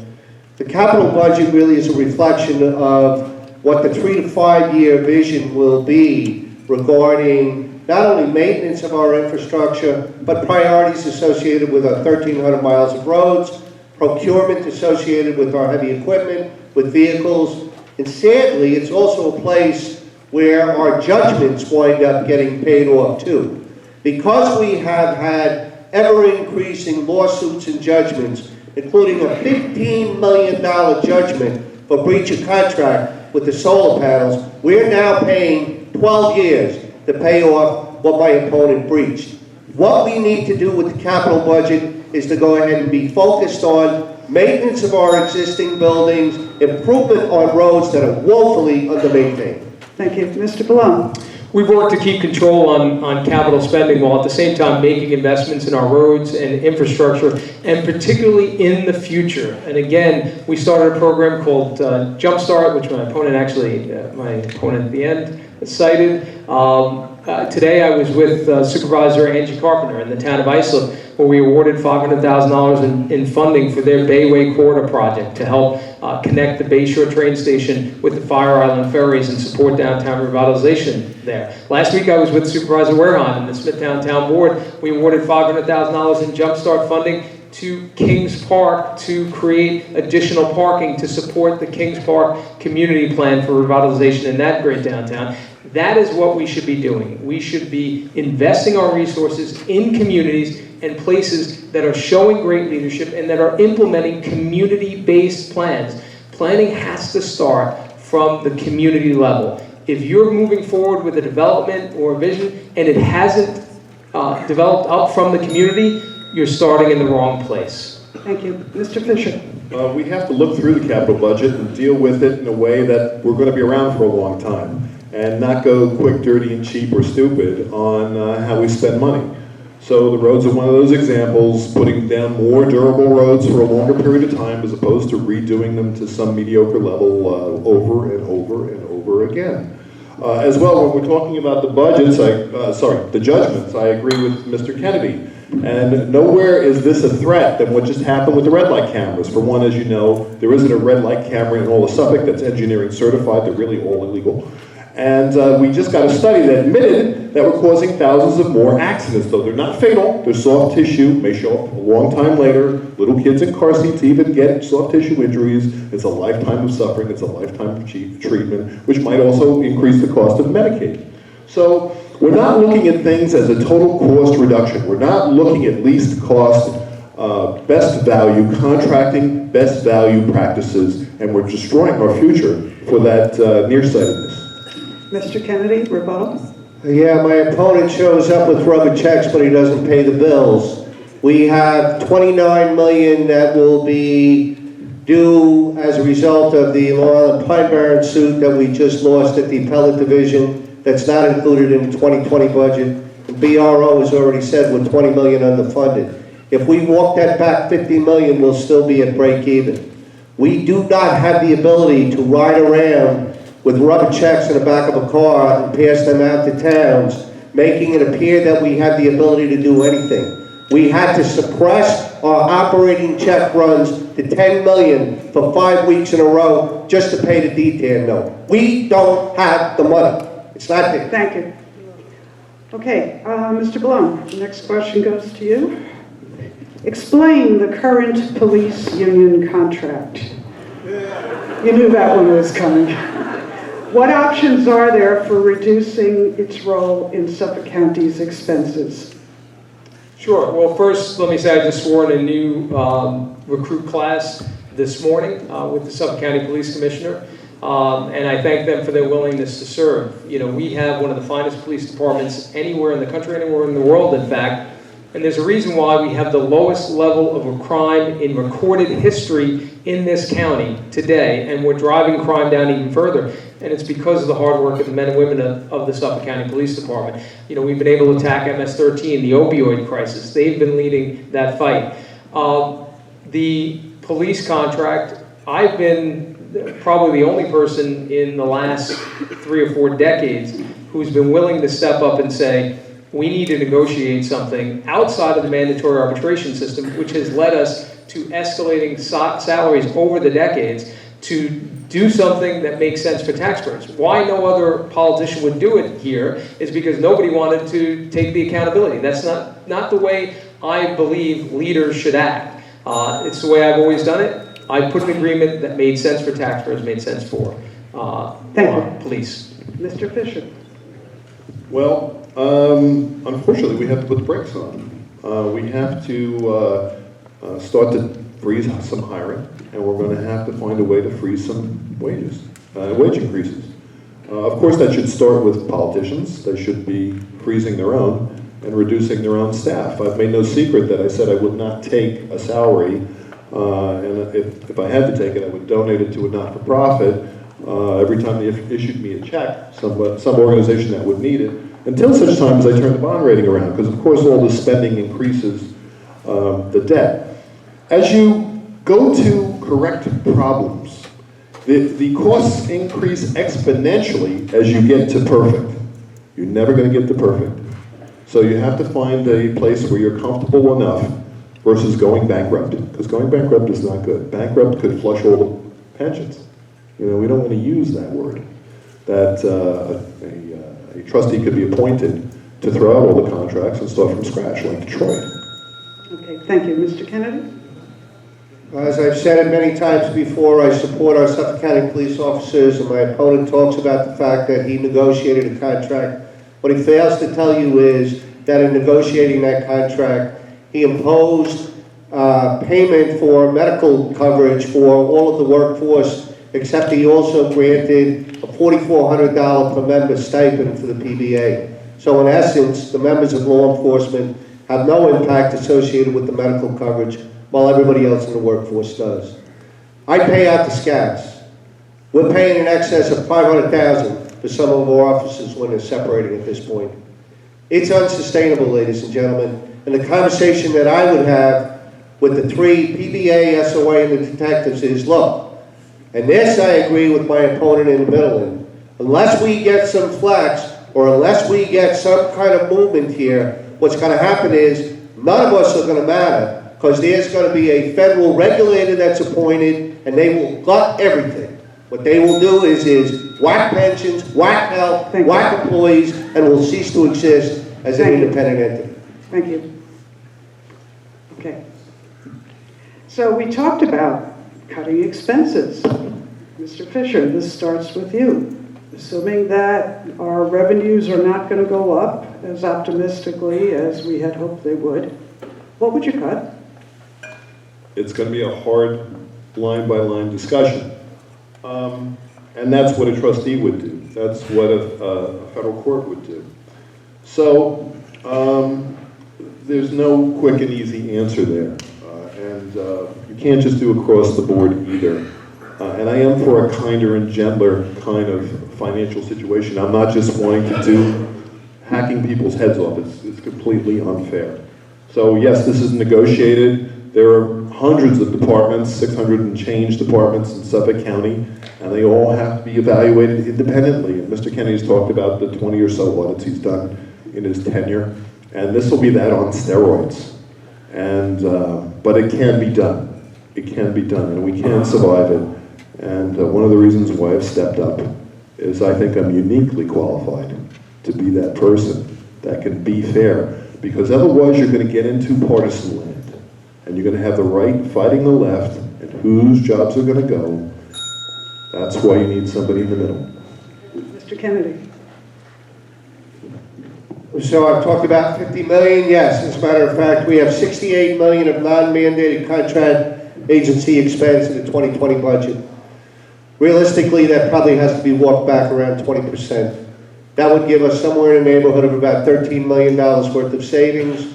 It would not be imposed across the board. We would have to look at the 550 contract agencies that we fund right now, some of them in conjunction with state and federal aid, some of them 100% funded. I was there in 2008 when the bottom dropped out, and we had to do it then.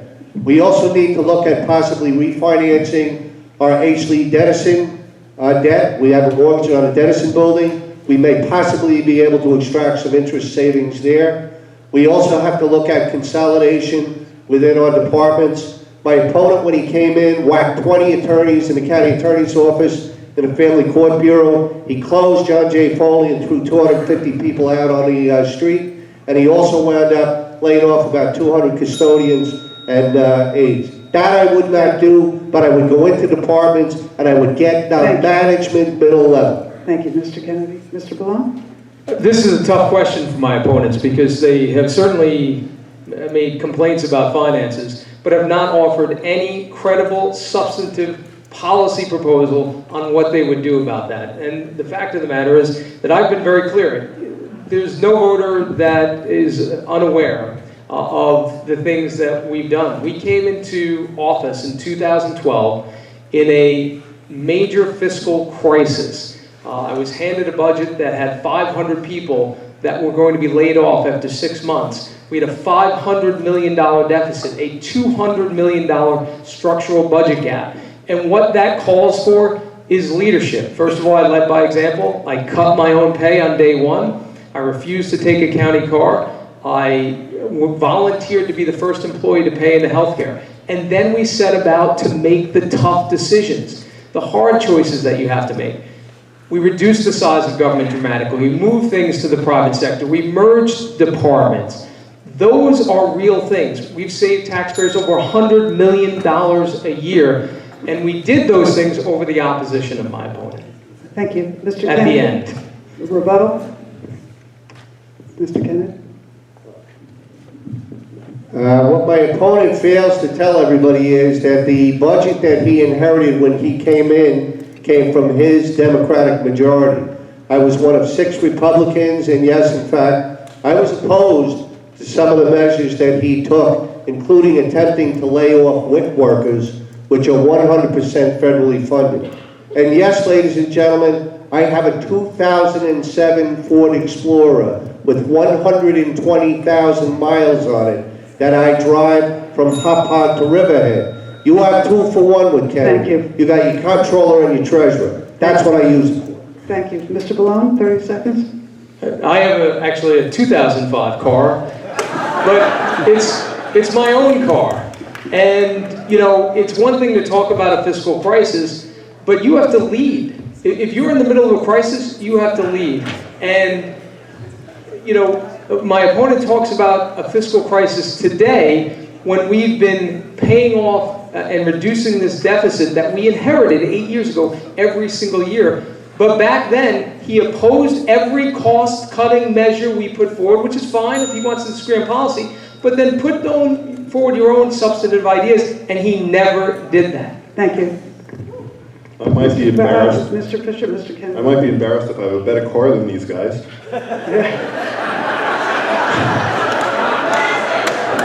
It's newer.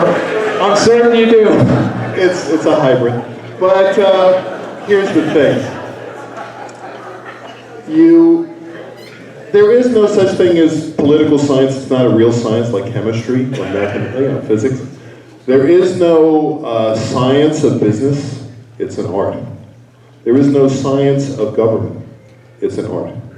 And now I'm sitting next to the chief decision maker and the auditor, and we're getting in a worse and worse situation continually. So when's it going to end? And, I've taken actions on my own to sue LIPA and to try and slow that thing. Oh, sorry. Okay, keep it Maybe I in can your get to clothes. that one if we ever talk Use about it in your clothes. One more? Yeah, I drove here tonight in my Subaru. Actually, my wife and I came here in our Subaru, as a matter of fact. That's the Kennedy car. And I'm never going to apologize for opposing closing John J. Foley, which we had fully funded, and my opponent stopped billing and stopped admitting and put those patients out on the street. That's a crime. Okay, one more 30 seconds. That is utter nonsense. When I came into office here, John J. Foley had been debated for 25 years. We had an agreement in place, and we had a $500 million deficit at that time. We had an agreement in place to move the health center to the Foley Center to the private sector. All the patients would stay, all the employees would stay, and John Kennedy sued the county to stop that from happening. And I pleaded with him not to allow that to happen, and yet he continued to persist, and that's why that center closed. And it's unfortunate, but the reality is we had a $500 million deficit, and we were losing $12 million a year at that facility. It was shameful, but that's what happened. All right.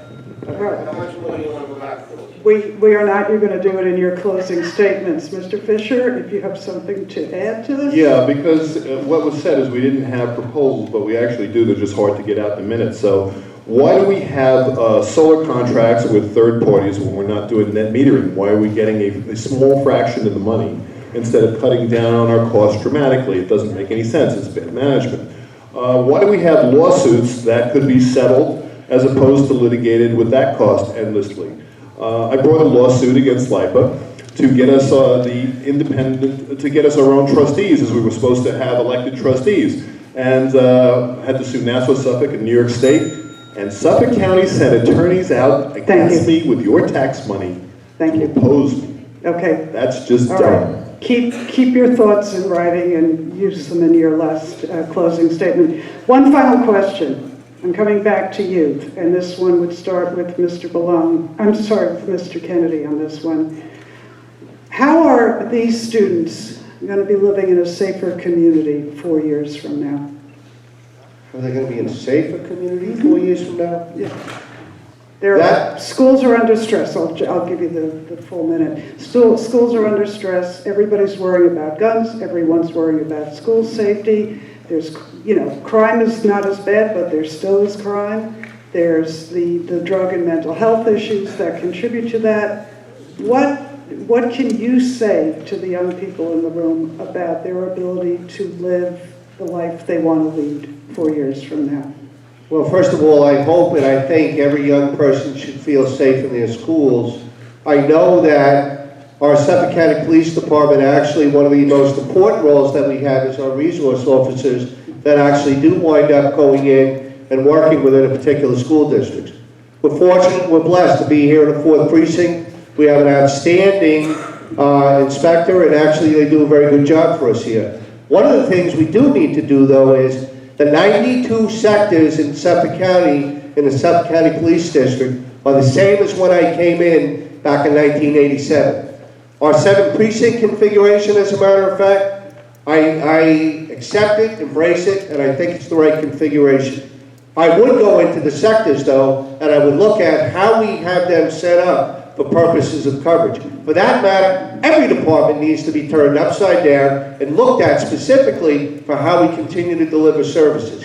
Our involvement in the school districts, I know we've had training with our security officers. Heck, I know when we go into my grandson's school in Dogwood. A lot different than we used to be in Wisconsin Elementary. But I hope they feel safe. Thank you. Mr. Bellone? You know, what is one of the great shames that has happened is that we've become a place where kids are concerned about being in school, where kids are doing drills to protect themselves in case there's an active shooter situation, where school districts are literally spending significant portions of time thinking about how they deal with those situations. I just did a run yesterday at Heckscher Park for Scott Beagle, who's the teacher in Parkland who saved students' lives by putting himself in the path of those bullets. That shouldn't be happening in our schools. And what I've said here is that we're going to partner with our school districts, and that's why we came here to Kings Park School District and launched the RAVE app. It's why we launched the SHARE program, where we have our cameras we can use. The police department can have eyes on the schools if there's an emergency situation so that we can speed up our response. We've said and we've committed to, in Suffolk County, doing everything that we can to support our school districts and their local safety plans to make sure that our kids are as safe as possible. Thank you. Mr. Fischer? Well, I think we're actually doing a pretty amazing job in the schools for safety. The schools are safer than a lot of our streets. And I think the police in every town and Suffolk County police have been brilliant. And I also think the physical security that's been enhanced around the schools has been brilliant. There's all kinds of new technology that the voters are going to have to decide whether they want in the school or not, facial recognition, all kinds of advanced intelligence to determine if people are actually carrying weapons. But to stay on that path and to as much as possible be an advocate to reassure students that they are completely safe in the schools and let them think about other things like their schooling and their careers. Okay, thank you. So gentlemen, you get 2 minutes each for a closing. We're going to start with Mr. Bellone, then Mr. Fischer, then Mr. Kennedy. You can stand, please. Okay. Thank you very much again to the League of Women Voters and Kings Park High School and all of our students for putting on this debate. And I appreciate everyone coming out tonight and listening for the last 2 hours. Again, I'm running for Suffolk County Executive for a third term because we have made significant progress over the last 8 years. And we're poised, because of the battles we've taken on, because of the crises that we dealt with, we're poised over the next 4 years to really make significant progress on the issues that matter in our region. Things like water quality, growing our economy so that we can keep young people here, reforming government so that we can bend the cost curve over time here, public safety, continuing to drive down crime. We've made great progress with MS-13. I made a commitment that we would eliminate this brutal gang from our community. And while I won't say that that is fully accomplished, this criminal organization is on the run and we're not going to stop until they're completely out of our county. We've made great progress on the opioid epidemic as well. So, the last thing would be to talk about the finances. You've heard that a lot here. Look, we inherited a county that was in many ways broken and dysfunctional and was on the brink of bankruptcy. These are facts. A $500 million deficit when I walked in the door, $200 million structural budget gap, and a budget that had 500 people funded for only 6 months. Those are the facts. And we have worked year by year to reduce that deficit and eliminate that deficit now and do it in a way in which we're still protecting taxpayers. Living within the tax cap. We weren't going to address our financial crisis by placing significant new burdens on taxpayers. That's why we did this. Wall Street would have loved us to address the deficit that we inherited in 1 year by doing massive tax increases. I wasn't going to do it. I said when I came in office, I will never support and will not submit a budget that pierces the tax cap. That's exactly what we've done over 8 years. I hope I can have your support on November 5th. Thank you very much.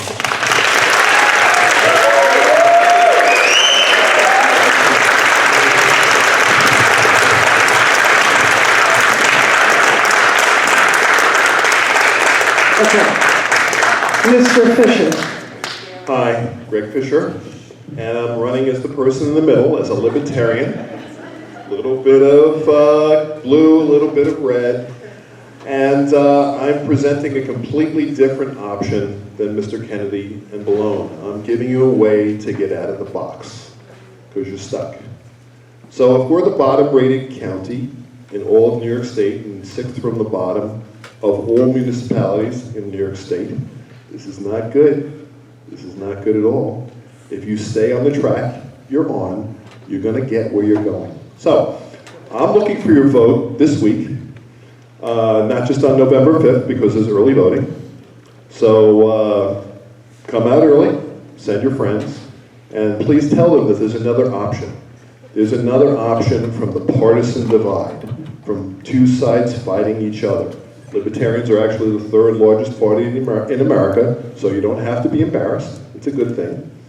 So I hope you had a couple moments of comic relief tonight, and you've enjoyed the presentation. And I hope you've seen what I've offered, things you haven't heard of before, things that'll help your health and your wealth and government structure and government costs and focus on the future and new transportation and new sewage, many, many new things.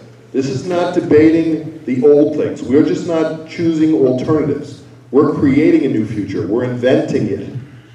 So when I chose to run as a libertarian, it was for a very particular reason. You know, it's been asked, don't ask what your country will do for you, what will you do for your country? So I've come here to volunteer, to say I won't take a salary, and that I would put in time to campaign, which is educating people, and try and change the system even if I wouldn't get elected. But I am asking you to elect me. So thank you very much, and it's Greg Fischer on row F as a libertarian. Thank you.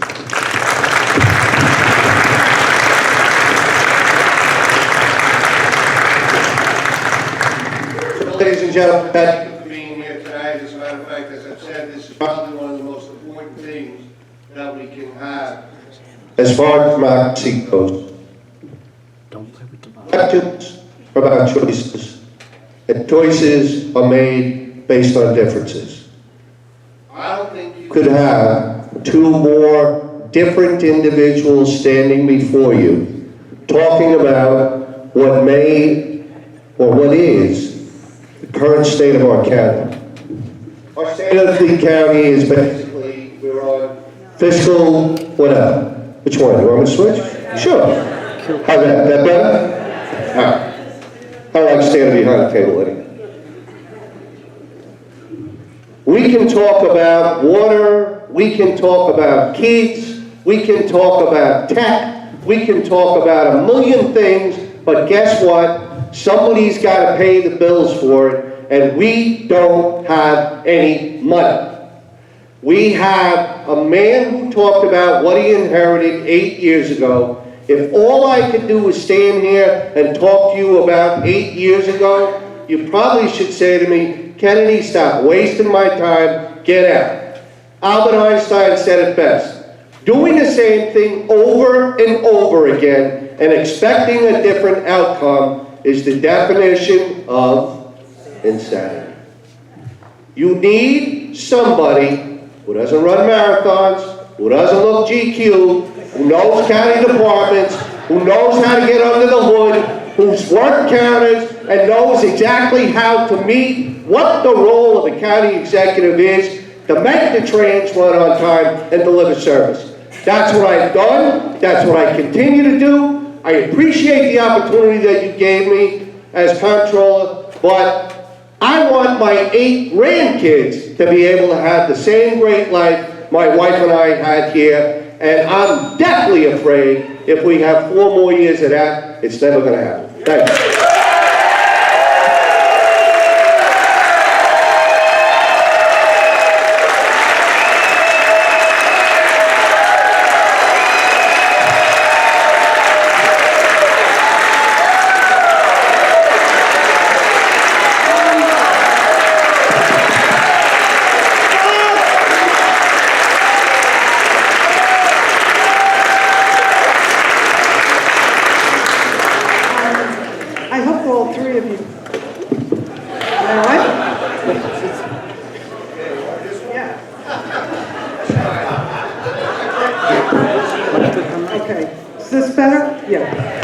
Okay, and again, I'm really disappointed. There were people walking out of the room while the candidates were finishing. But I want to thank all three of you. I thought we got some substantive things discussed. Blame me for the car thing. I started that a month ago with you two when you didn't get there. Because I drove the worst of the three cars, so they had to top me.